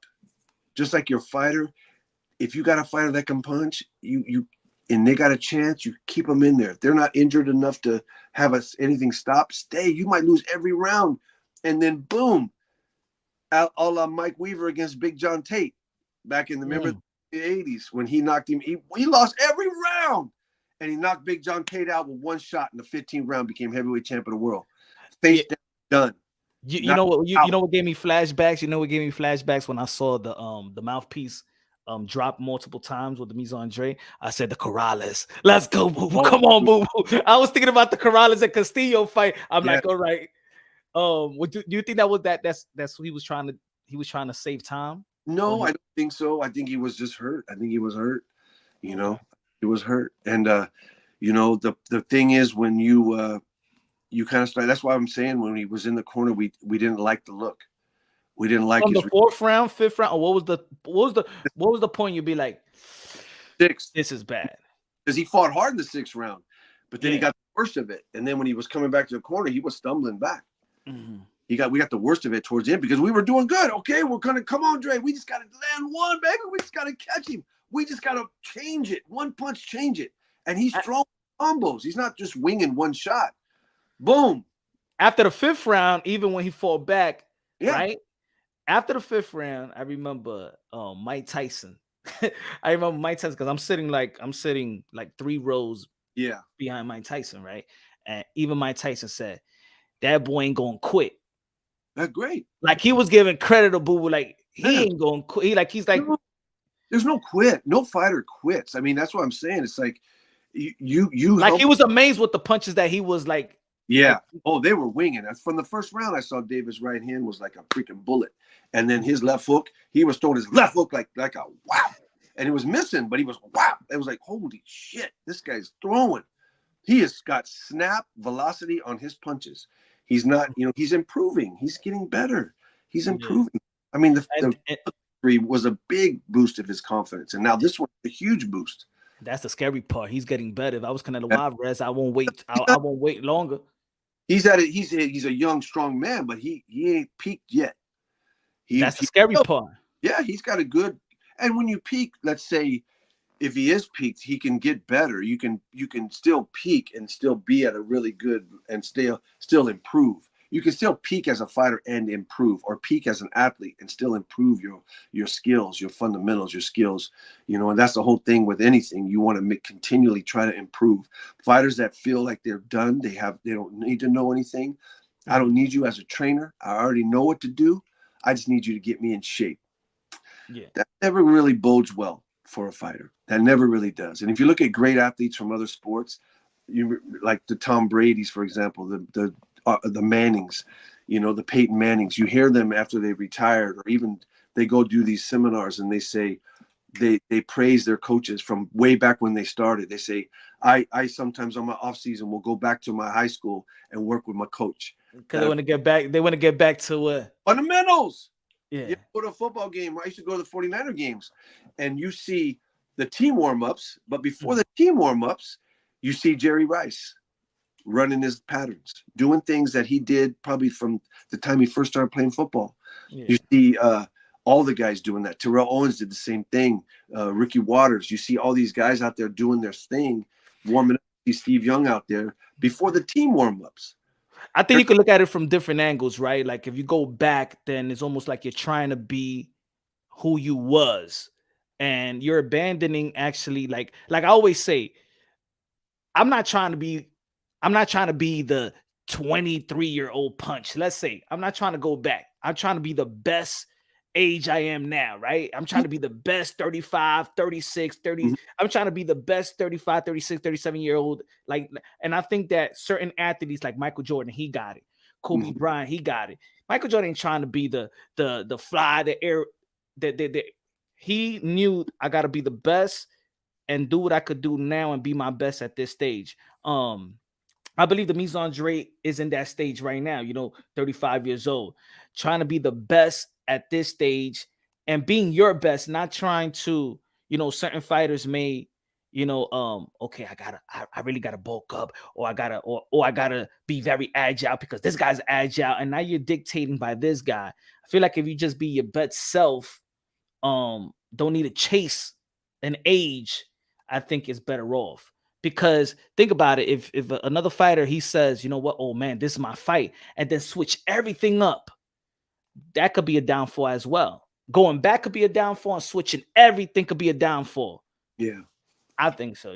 No, so it got to be a balance, and that's how hard is that with anything in life, right? Mm-hmm. In anything in life, we're trying to be here. Yeah, it never like this. It's always this. But what you don't want is this. You don't want that imbalance like that. You don't want that. You try to avoid that, especially an athlete. You have a short window of your life to be this person, this person who you are. You have a short window, and we're in the fighter athlete. I say it over and over and over, is the most unique athlete on the planet. Very unique. Is very different than just an athlete.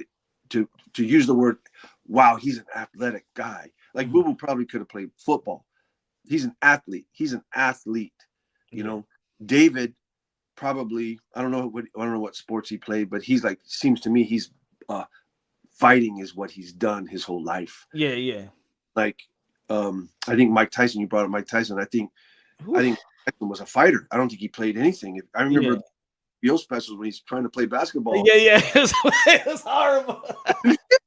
But see, that man was the best coordinated, beautiful fighter athlete you ever want to see on you. And you know what I mean? It's like it's a different athlete, like in the ring. Like Deontay Wilder is a better athlete than Tyson Fury, but in that ring, Tyson Fury is a way better athlete than Deontay Wilder.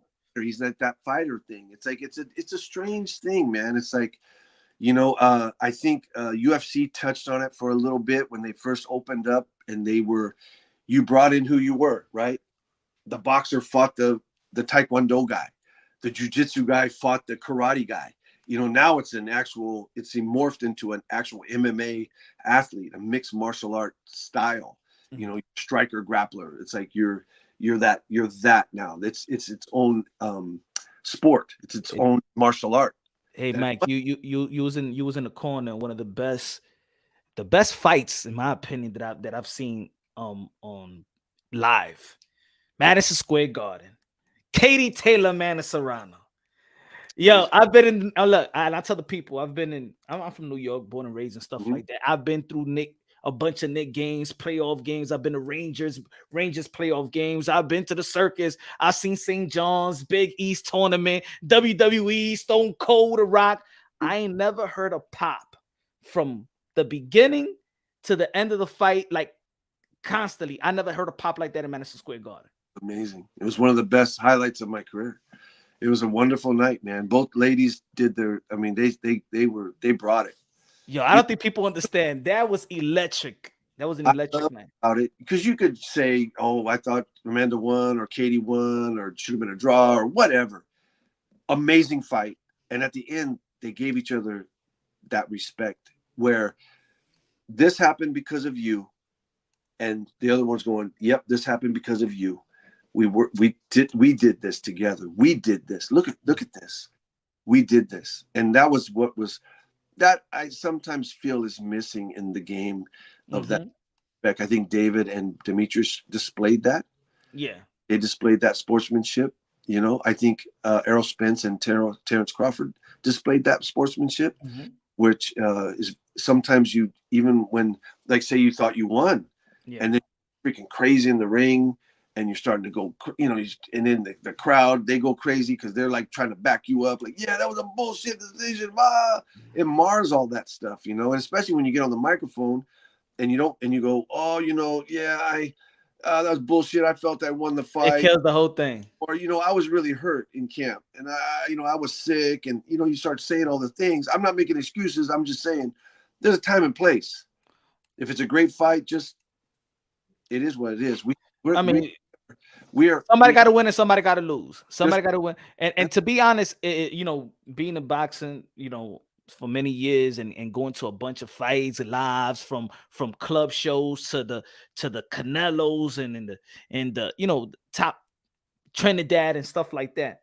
The fans really just want to see a great fight. That's it. Because even if whoever they cheering for, you know, they could adopt that fan base. Like, I believe that Manny Pacquiao adopted a Mexican fan base when he had his war. You know, is fans want to see a good fight, and they know how to identify effort. You know what I'm saying? So if you give the effort, your stock won't drop. Just put up a great fight. Look at Pitbull Cruz versus Gervonta Tank Davis. Amazing. He put up a great fight. His stock didn't drop. His stock increased. You know, you put up a great fight, win, lose, or draw. Hey, Demetrius Andrade. Yeah, it was 6 rounds. But you know, his effort was money. And now, man, y'all should be like, I want to see Demetrius Andrade versus Charlo. I want to see Demetrius Andrade versus Hamon. I want to see, because you know what? They ain't David Benavidez. They ain't gonna do that. You know, look at for example, look at who you've been on the corner. No need to do there. No need to do there. The first fight with the monster. Yeah, I said after the first fight, I said no need to do there. Humanize the monster. Yeah, he almost broke his orbital bone. He did.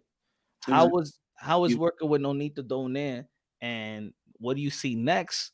Or, you know, he's in the limbo of maybe retiring, maybe having a finale fight. I would like to see Chocolatito Nonito Donaire finale. It could, you know, both older. Chocolatito's older too, so it's not like you're taking on a guy at his peak, So it's a fan favorite fight. That would be a fan friendly fight. Mm-hmm. Love that. You see all the guys coming in as legend fights, but they're way past their prime. They haven't fought for years, and they come in like when Mike Tyson fought Roy Jones. Hey, no shame on either one of them. It was probably cool for everyone to watch. But something like a Chocolatito and Nonito was like, two guys that have been around forever, done it all, not quite out of the game yet. Yeah. But they could fight each other, and it's more of a even playing field. You know what I mean? I do want to see something like a Derek Jeter. But the different styles make fights, right? Yeah, like something like a Derek Jeter. Like we all know that this was going to be the last year. And if you promote it, Chocolatito versus Nonito down there, the finale. Oh, of course, fighters don't like to say that's going to be their end, but what more they could prove? Right. That's another thing. What more can they prove? And they're both first ballot Hall of Famers. They're both, as soon as they put that retirement word in, they're going to be in the Hall of Fame. So it's like their careers. Both of them were Hall of Fame careers, and I feel like it's one of those things where it's difficult. It's difficult for someone to walk away. It's difficult to and then because then also you got to think, what's for me? What is for me? I mean, look, go back to Demetrius, like you said, 6 rounds. What's for him now? Well, there's a lot of opportunities still for him. Yeah. You look at, like, you want to have fighters that lose still be thought of. So UFC, you can lose and you're right back in it. Yeah. Overseas in the UK, dude, you lose, you're still beloved. Yo, they love Derek Chisora. They love him. They don't throw him under the bus like we do here. Why is it that?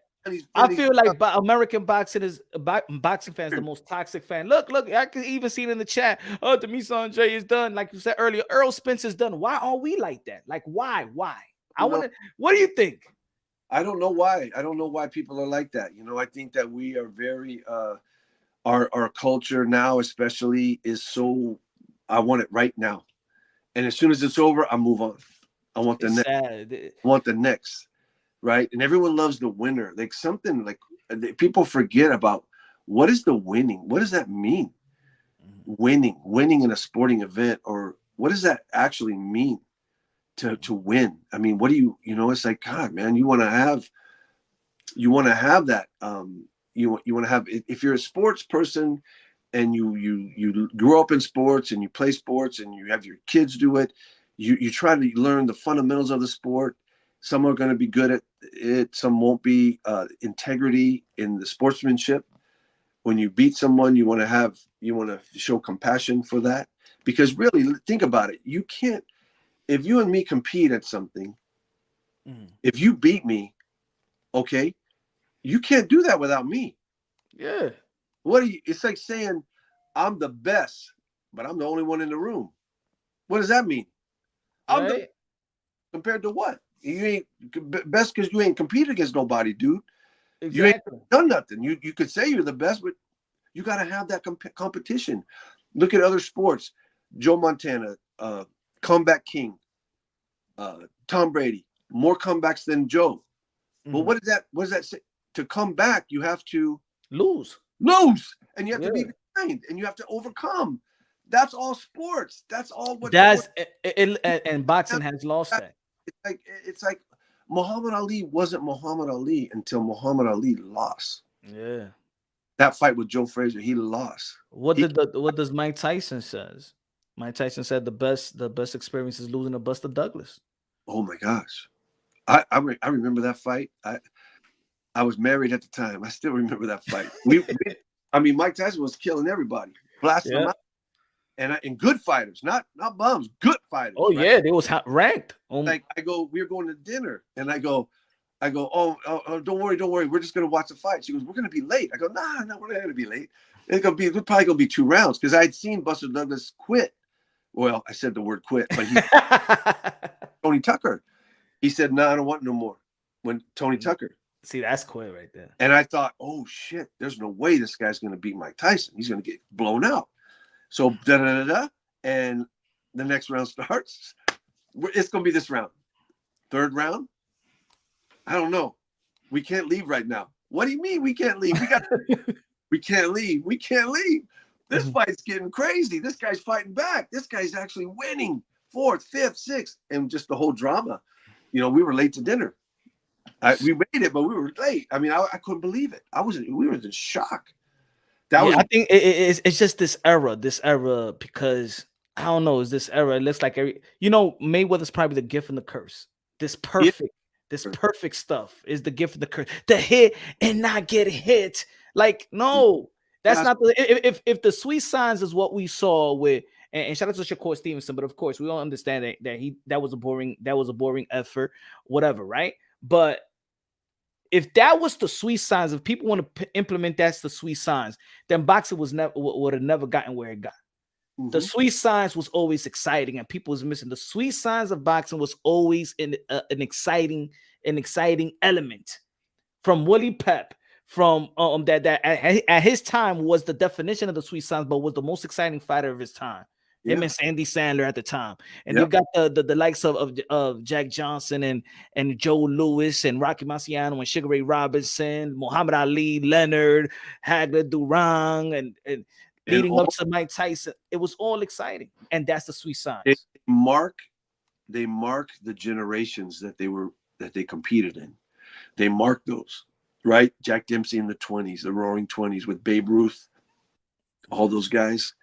That was huge thing 100 years ago. Yeah. Jack Johnson, that time, that mark in time, right? That's where the birth of the Great White Hope. We can't let this man be the heavyweight champion of the world. Right? We gotta, and then they try to belittle that. They go after him, right? They go after him for different things legally to try to get him out, kick him out of the country. He goes fights overseas. You have in the 40s, 30s, and 40s, you have Sugar Ray Robinson. If you look at Sugar Ray, even considered in his time the greatest fighter, and after his time, 60 years later, he's still considered probably the best fighter that ever lived. But he owned, if you remember in Harlem, he owned the whole block. He owned property. He owned, you know what I mean? It was like, here's a guy that's changing.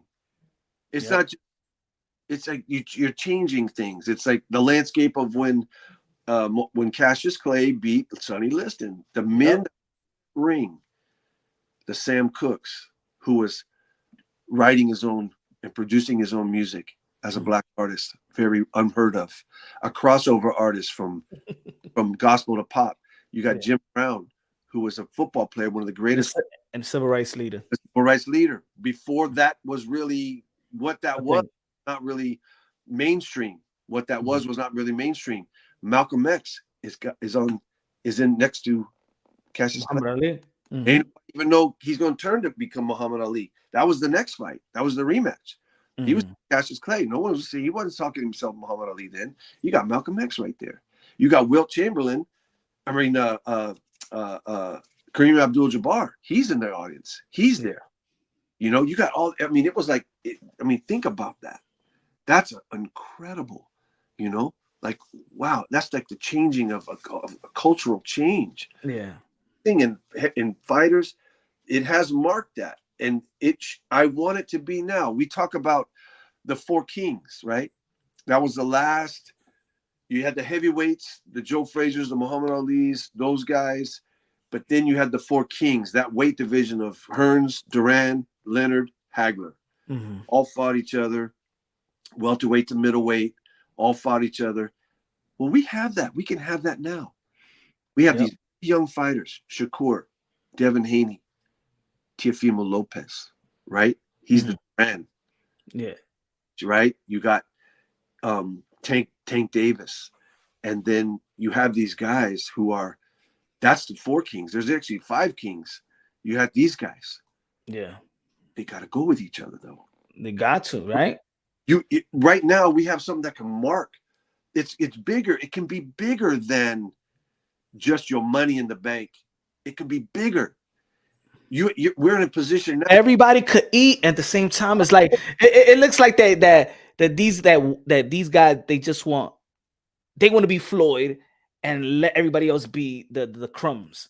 Like Yeah. y'all all can make money. The Y'all thing- all can have legacy at the same time. And what they have to learn from Floyd and take the lesson away from what Mike Tyson did. Mike Tyson had 300 million and he lost 300 million. Mm-hmm. But Money comes and goes. Floyd has his money and more. Sugar Ray Leonard, before Floyd, Sugar Ray Leonard, he didn't have a manager. He had Mike Trainer, an attorney.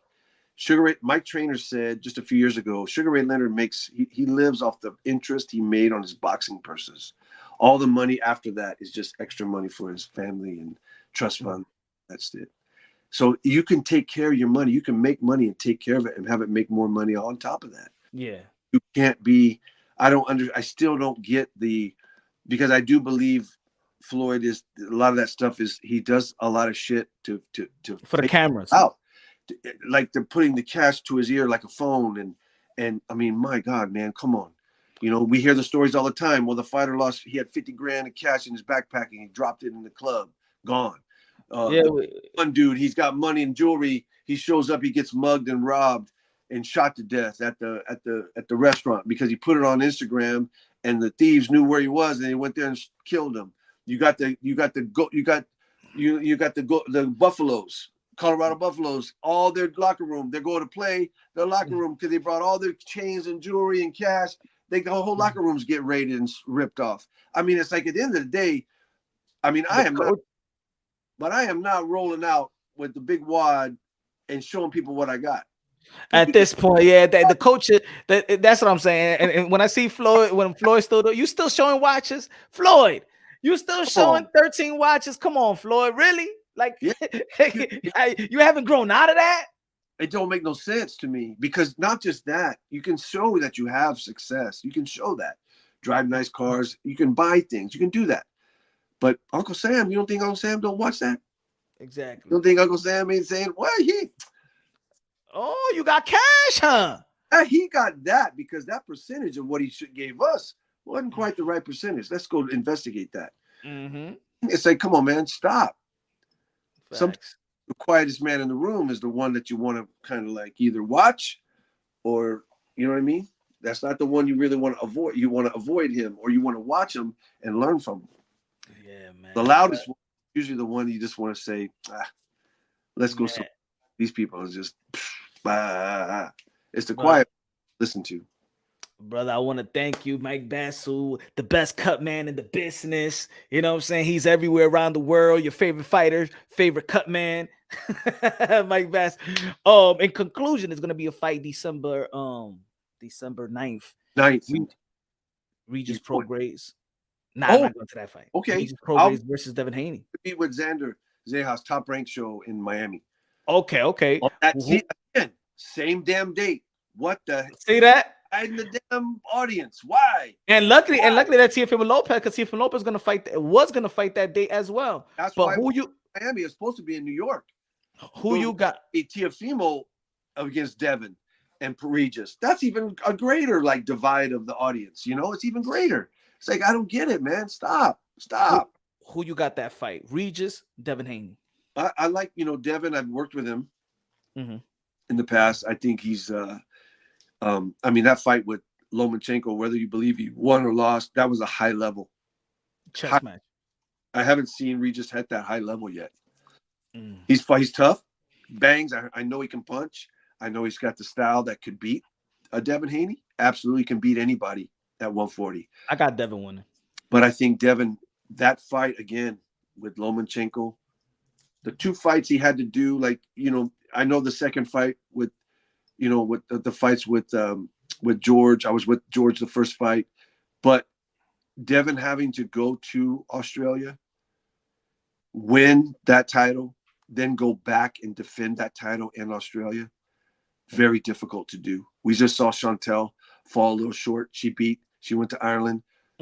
She beat Katie, but then had to back because of the rematch to Ireland again and fell a little short. So, hey, it's hard. That's character. That's experience that Devin has in as well. Then he has that amazing high-level fight between him and Loma. Very close, high level performance. I haven't seen Regis do that. Hey, this could be Regis's time to put that on. We'll see. Hey, we'll see. This is his opportunity. Yeah. It's like, oh, I fell a little short. I need a rematch. I beat him, but I didn't give me a decision. And you know what of that? Now's your time. Do it now. If you're going to do it, do it. Put it all on the line now. I can only say what we talked about earlier. I can only say Demetrius, he prepared to perform and he put it all on the line. We felt. Hey, I was proud of his performance. Yes. I'm proud of all the fighters that performed well. Shout out to David Benavidez. He is everything what they say he is. He's a monster, el monstruo. Of course, we want to see the fight with him and Canelo Alvarez. I want to see Demetrius Andrade back in the gym. Couple of weeks. You know what I'm saying? And I think there's great fights for him to be made. There's great fights in the super middleweight division. Absolutely. Boxing did an incredible job 2023. Shout out to Showtime, TGB, PBC. Hopefully they get together. Prime. Massive shows on. These guys did everything good. Everybody, it needs to happen. It needs to keep doing it and make it even better 2024. Yeah, man. Let's make it even. Good looking out, Mike Bassell. My brother, man. Love you, my brother. Thank you for the opportunity. And it was great talking to you this weekend too, man. This past weekend. Yes, sir. Yes, sir. All right, y'all, man. Thank you, everybody that showed up, that tuned in. Keep on smashing the like button. Share this interview. Share this live. Love you. God bless. And on to the next. All right.